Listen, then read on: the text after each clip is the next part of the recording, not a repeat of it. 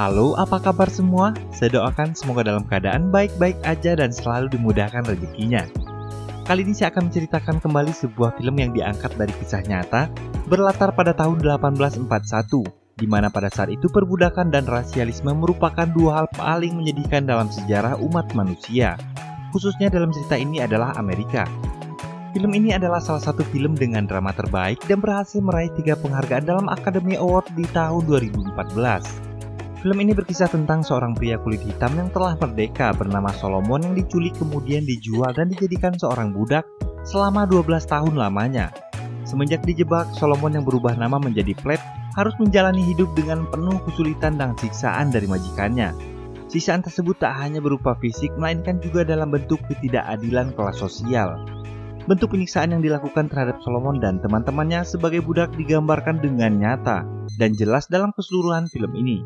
Baiklah, tanpa berpanjang lebar lagi, sebelum kita mulai ke alur ceritanya, terlebih dahulu saya mau mengingatkan, jika kamu suka dengan video ini jangan lupa klik tombol like-nya. Dan jika kamu suka dengan video-video di channel ini, silahkan klik tombol subscribe yang ada di pojok kanan bawah. Kalau udah, saya ucapkan terima kasih. Yuk langsung aja kita ke ceritanya.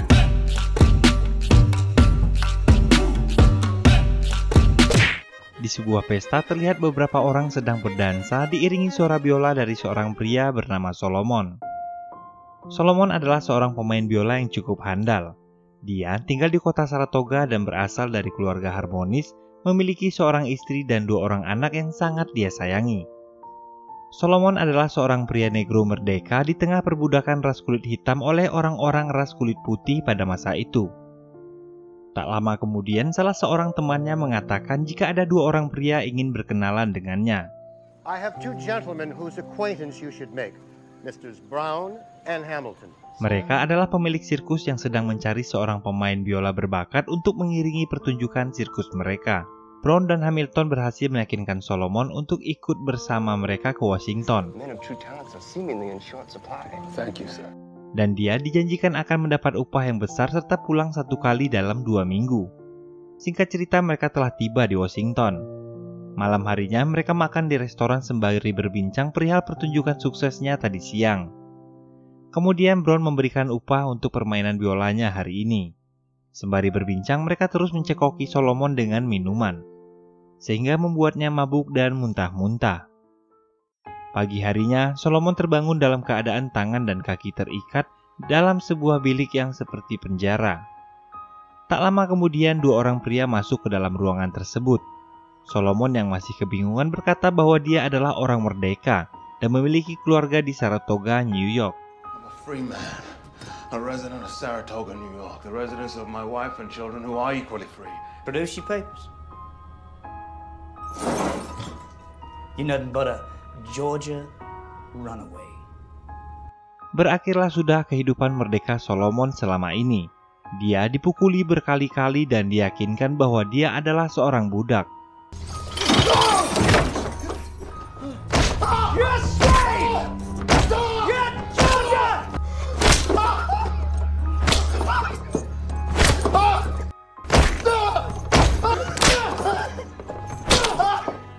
Setelah puas, pria itu pun pergi dari sana. Solomon yang kesakitan pun terbaring lemah tak berdaya. Dia merangkak mendekati jendela meminta pertolongan.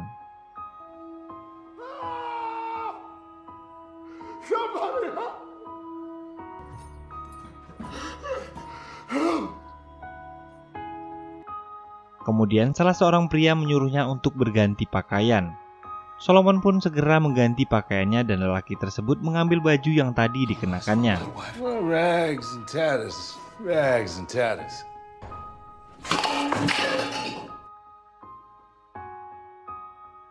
Saat mandi, Solomon disuruh membersihkan anak kecil berkulit hitam yang baru saja dibawa ke sana. Anak itu terus menanyakan di mana keberadaan ibunya, sembari terus-menerus memanggil-manggil ibunya. Solomon menenangkan anak tersebut dan berkata bahwa ibunya pasti akan datang. Lalu salah seorang budak yang ada di sana mengatakan bahwa sepertinya mereka akan dibawa ke pusat perbudakan di selatan. Tak lama kemudian, ibu dan saudara perempuan anak tadi pun dimasukkan ke sel tersebut. Mama.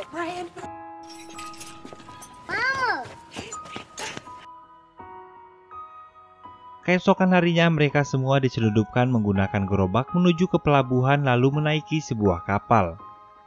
Salah seorang temannya berkata jika ingin tetap hidup, tetaplah diam dan jangan mengatakan siapa dirimu sebenarnya. Now keep your mouth shut. Karena mengingkari nasib sama saja halnya untuk memperburuk keadaan. Malam hari seorang awak akan membawa si wanita ke geladak kapal. Salah seorang budak yang mengetahui hal tersebut mencoba mencegahnya.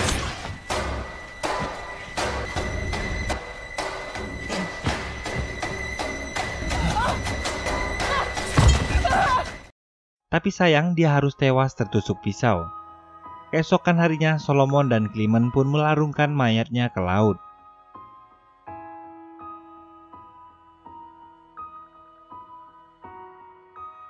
Saat kapal bersandar, ternyata Clement dijemput oleh tuan lamanya. Dia pun pergi bersama tuannya tanpa menghiraukan teriakan Solomon yang berharap dia dapat membantunya. Kemudian mereka pun dikumpulkan di pinggir dermaga sebelum dibawa ke rumah penjualan. Di kota baru ini, Solomon telah resmi menjadi seorang budak, dan namanya pun diganti menjadi Plaid. Di sini mereka diperjualbelikan layaknya memperjualbelikan seekor binatang. Kemudian, seorang calon pembeli bernama Tuan Ford tertarik untuk membeli Solomon dan Eliza. Akan tetapi, seorang pembeli lain lebih dulu membeli anak laki-lakinya, dan si penjual menawarkan harga yang sangat tinggi untuk anak perempuannya itu, sehingga pria tersebut mengurungkan niatnya membeli gadis tersebut. Dan Eliza pun mengamuk dan menangis sejadi-jadinya.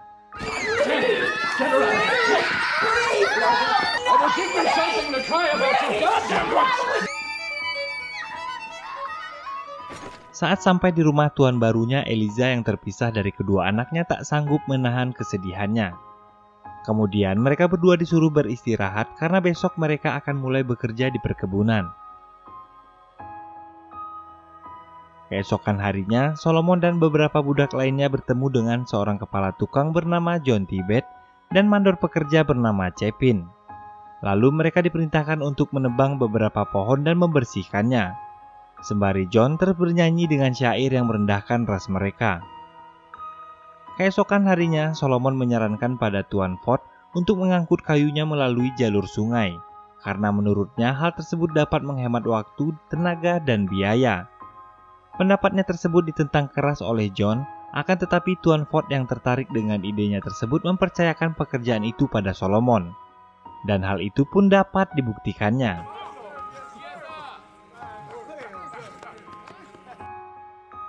Kemudian di rumah Tuan Ford memberikan hadiah sebuah biola sebagai ucapan terima kasih.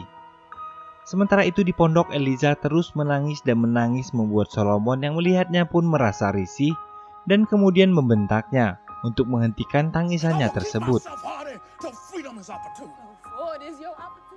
Pagi hari saat acara kebaktian, Nyonya merasa risih dengan kelakuan Eliza yang selalu saja menangis dimanapun dia berada, dan dia berencana untuk menyingkirkannya saja.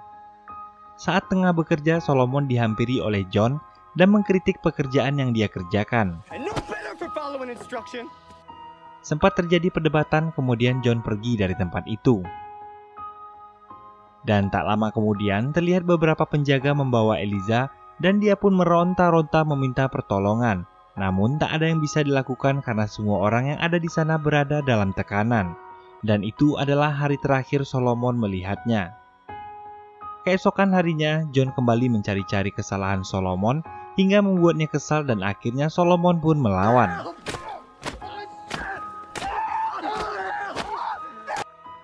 Kemudian John kembali dengan dua orang temannya lalu menggantung Solomon dan berencana membunuhnya.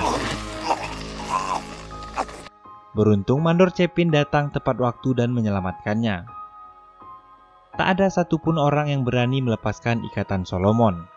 Dan dia tergantung selama berjam-jam sembari mempertahankan kakinya agar tetap menyentuh tanah. Hingga akhirnya Tuan Ford pun datang dan menyelamatkannya.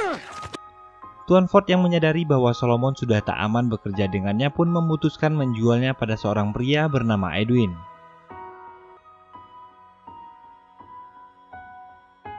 Keesokan harinya, Solomon pun sudah berada di kediaman Tuan Edwin dan mendapat pengarahan tentang peraturan yang berlaku di perkebunan tersebut.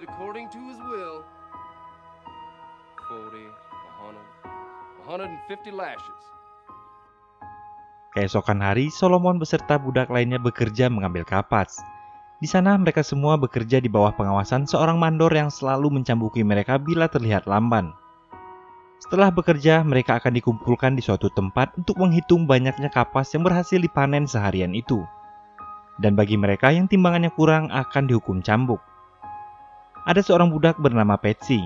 Dia merupakan budak kebanggaan Tuan Edwin karena setiap hari kapas yang dia kumpulkan selalu lebih dari 500 pon atau setara dengan 226 kilo.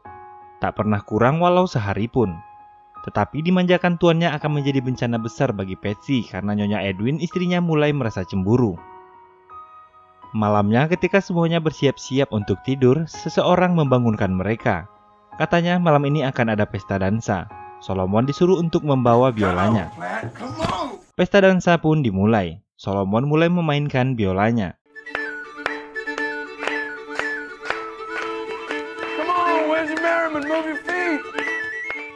Tapi tampaknya budak-budak tak berdansa dengan gembira, kecuali seorang budak yang bernama Patsy.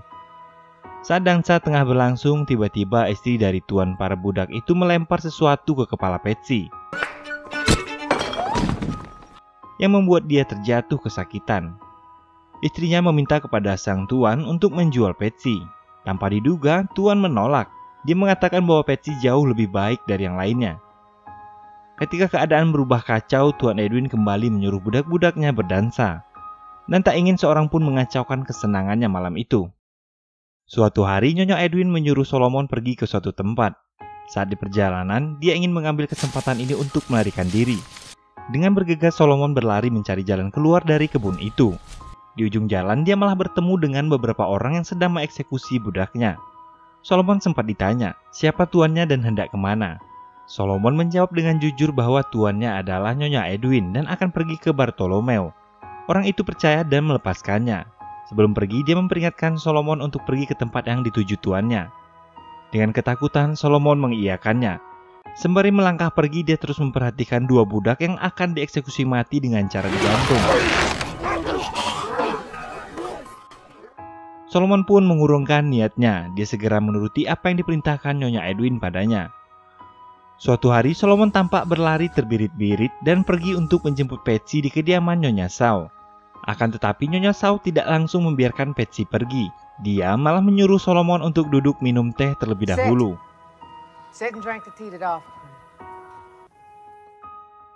Saat pulang, ketika Patsy dipanggil oleh Tuan Edwin, Solomon berbisik untuk jangan menghiraukannya.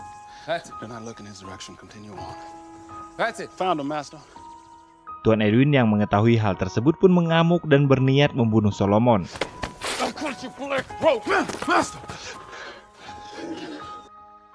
Mereka kejar-kejaran hingga akhirnya Nyonya Edwin keluar rumah.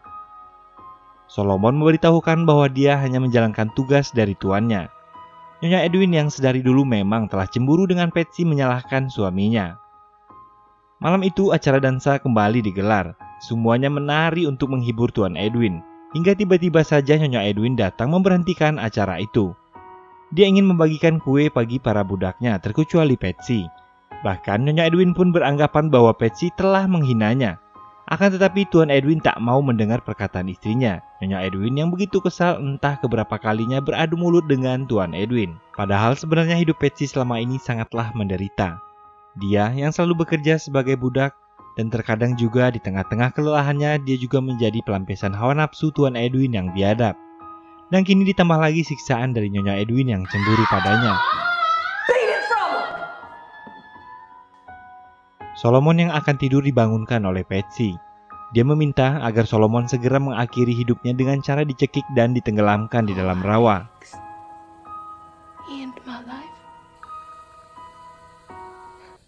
Hold me low in the water until I steal and without life. Take my body to the margin of the swamp. Dia juga meminta agar jasadnya dikuburkan di tempat yang sepi. Solomon yang mendengar permintaan mengerikan itu pun menolak. Bagaimanapun juga dia tak akan berani melakukannya. Patsy sedikit memaksa sembari mengatakan kalau dia sudah tak punya hasrat untuk hidup. Solomon tetap menolaknya dan dia segera berlalu tidur mengabaikan Patsy. Suatu hari kemalangan menimpa keluarga Edwin. Kebun kapas yang selama ini mereka banggakan terkena wabah, sehingga hasil panen menurun dengan sangat drastis. Karena itu Tuan Edwin mengirimkan seluruh budaknya untuk bekerja di Hakim Turner, sampai kebun kapasnya subur kembali. Solomon dan teman-temannya hanya bisa menurut saja. Sedari awal mereka memang tak mempunyai pilihan atas hidupnya sendiri. Kali ini mereka bekerja di sebuah kebun tebu. Saat para budak itu bekerja, mereka yang berstatus seorang merdeka hanya memantau sambil duduk santai. Sungguh ironis kehidupan para budak di sana. Saat di depan beranda rumah, Hakim Turner mengajak Solomon berbincang-bincang. Dia berkata apakah Solomon seorang yang terpelajar. Solomon menjawab bahwa budak hanya untuk bekerja, bukan untuk belajar dan menulis. Tuannya itu mengetahui bakat bermain biola Solomon. Tuan itu mengatakan bahwa dia akan mengirim Solomon kepada William Yarnall, pemilik kebun di dekat rawa, untuk memeriahkan acara ulang tahunnya pada 3 minggu ke depan. Solomon sangat merindukan keluarganya. Dia mengukir nama mereka pada pemukaan biola. Acara pun dimulai. Semua tampak sedang berdansa ria mengikuti lantunan biola Solomon. Tak bisa dipungkiri bahwa alunan musik Solomon bisa membuat siapa saja seperti terhipnotis dan berdansa.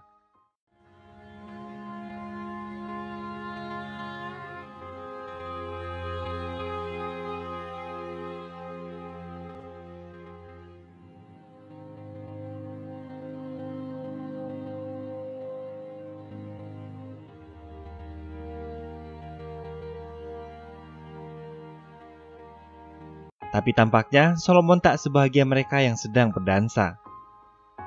Wabah kebun kapas pun berakhir. Kini para budak telah kembali ke kediaman Tuan Edwin dan bekerja keras seperti biasanya. Para budak bekerja sambil bernyanyi untuk menghibur diri mereka. Saat mereka sedang dikumpulkan untuk menghitung kiloan kapas yang telah mereka kumpulkan, Solomon beserta beberapa budak lainnya mendapat kiloan yang lebih ringan. Dan seperti biasa, cambukan kembali menampar punggung-punggung mereka. Malamnya, ada seorang pria kulit putih yang sepertinya juga seorang budak, membantu membersihkan luka cambuk di tubuh Solomon. Sembari mengeluh dan menceritakan masa lalunya, pria yang bernama Armsby ternyata dulunya dia adalah seorang pengawas. Mendengar cerita Armsby, Solomon terpikirkan sebuah ide. Dia segera pergi ke tempat Armsby untuk meminta pertolongan. Armsby diminta untuk mengirimkan sebuah surat ke kantor pos di Marksville. Dan Armsby pun menyetujuinya. Bahkan dia akan menerima imbalan sekecil apapun dari Solomon. Dia terlihat berniat membantu Solomon. Hanya sedikit uang yang dimiliki Solomon dan dia memberikan semuanya. Mereka bersepakat untuk bertemu lagi 2 malam setelahnya. Di tengah kebun yang hanya diterangi oleh sebuah lilin, Solomon mulai menulis surat dengan peralatan seadanya. Tapi ternyata Solomon benar-benar tak beruntung. Malam itu juga Tuan Edwin datang mencarinya. Dia mengajak Solomon pergi sambil berkata bahwa dia telah mengetahui bahwa Solomon berniat mengirimkan sebuah surat.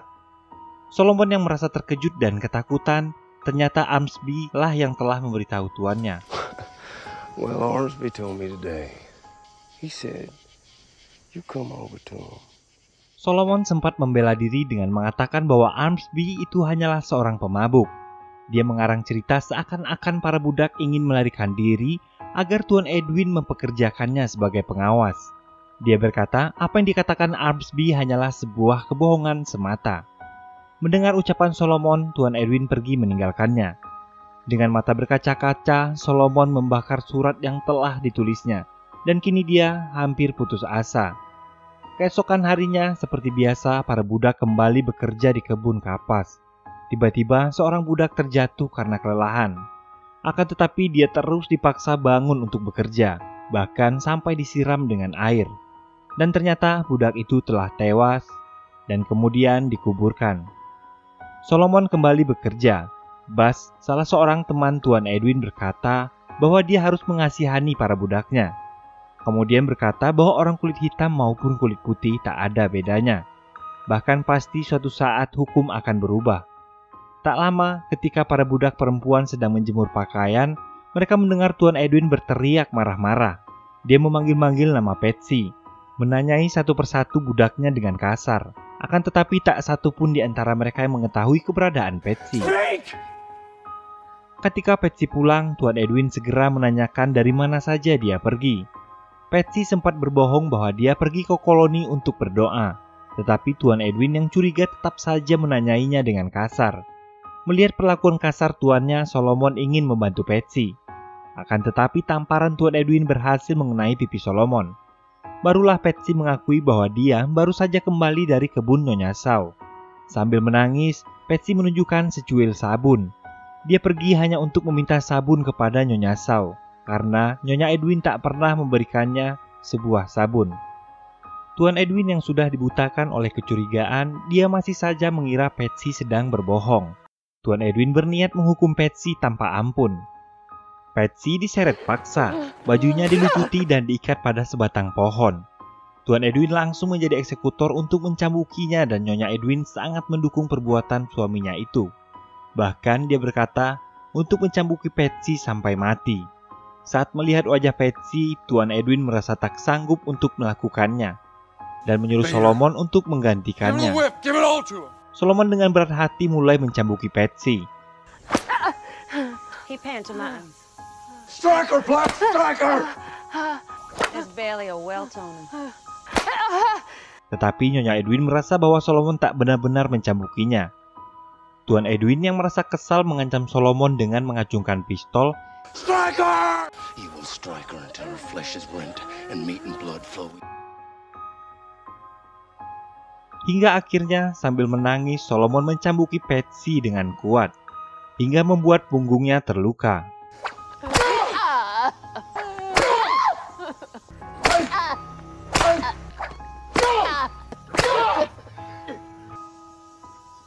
Till I say no more, I ain't said nothing. Cambukan Solomon seketika berhenti karena dia sudah tak tega melihat keadaan Patsy saat ini. Kemudian Tuan Edwin mengambil paksa cambuk di tangan Solomon.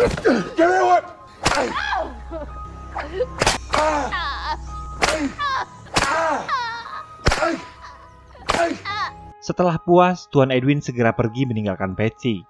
Dengan rasa iba, Solomon melepas ikatan Patsy yang terus menangis kesakitan. Luka Patsy dibersihkan oleh beberapa budak perempuan Tuan Edwin. Dengan rasa kesal, Solomon menghancurkan biolanya. Keesokan hari ketika Solomon kembali bekerja, dia berbincang dengan Bas. Lalu Bas bertanya tentang masa lalu Solomon. The word you speak is a profound secret. Tell me all.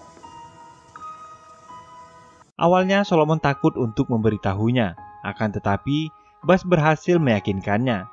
Bas adalah orang meyakini adanya keadilan di dunia ini. Solomon pun memberitahukan semuanya. Bas terkesan dengan kisah hidup Solomon. Hingga pada akhirnya, Solomon meminta pertolongan pada Bas untuk menuliskan sebuah surat untuk temannya di utara. Dia ingin kembali dapat berkumpul dengan istri dan anak-anaknya. An unspeakable happiness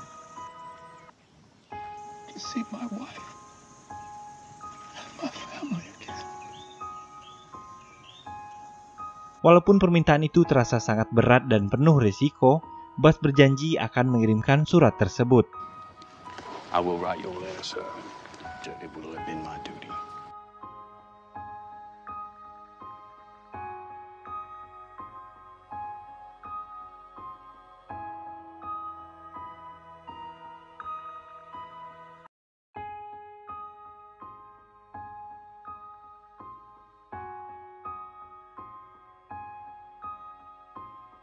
Di bawah terik cuaca yang sangat panas hari itu, Solomon bekerja seperti biasanya di kebun Tuan Edwin.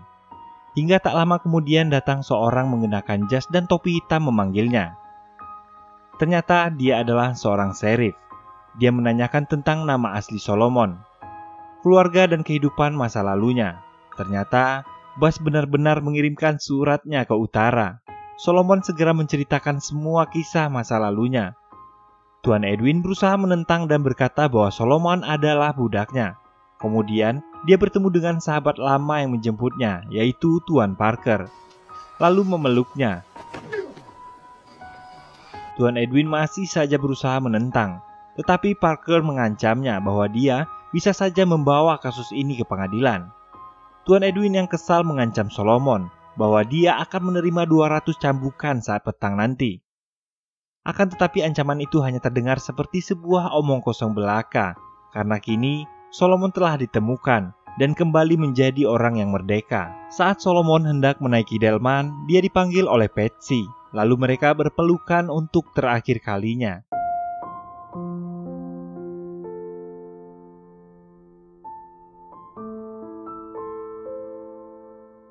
Dengan berat hati, Solomon pun terpaksa meninggalkan Patsy. Bagaikan sebuah mimpi yang menjadi nyata, Solomon telah sampai di rumahnya. Dia tertegun haru.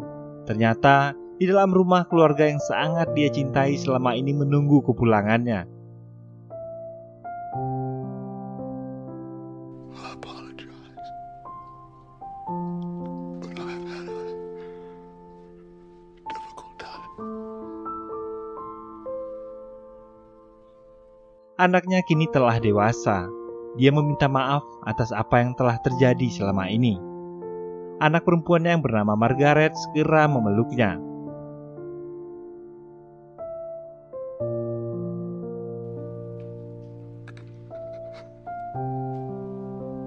"12 tahun sudah mereka terpisah, dan Solomon berjuang melewati masa-masa itu sendirian. Saat itu Solomon melihat seorang lelaki asing yang sedang menggendong bayi. Dia segera bertanya siapa pria ini. Anaknya pun menjawab kalau itu adalah suaminya, dan bayi yang digendongnya adalah cucunya, bernama Solomon Northup Stanton. Solomon menggendong bayinya itu sambil menangis bahagia.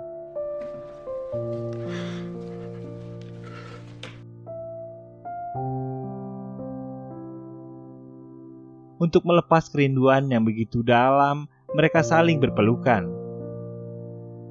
Tahun 1853, Solomon menuliskan sebuah buku yang berjudul 12 Years a Slave, dan Solomon menjadi salah satu orang yang aktif dalam mengakhiri perbudakan di Amerika. Ketika manusia saling tak peduli satu dan lainnya, maka perlahan rasa peri kemanusiaan akan mati, dan ketidakadilan pun dapat dianggap sebagai suatu hal yang benar. Memperbaiki sebuah kesalahan kecil dan peduli terhadap orang-orang di sekitar akan menjauhkan kita dari matinya rasa empati. Baiklah, akhir kata saya pamit undur diri. Assalamualaikum warahmatullahi wabarakatuh. Bye-bye.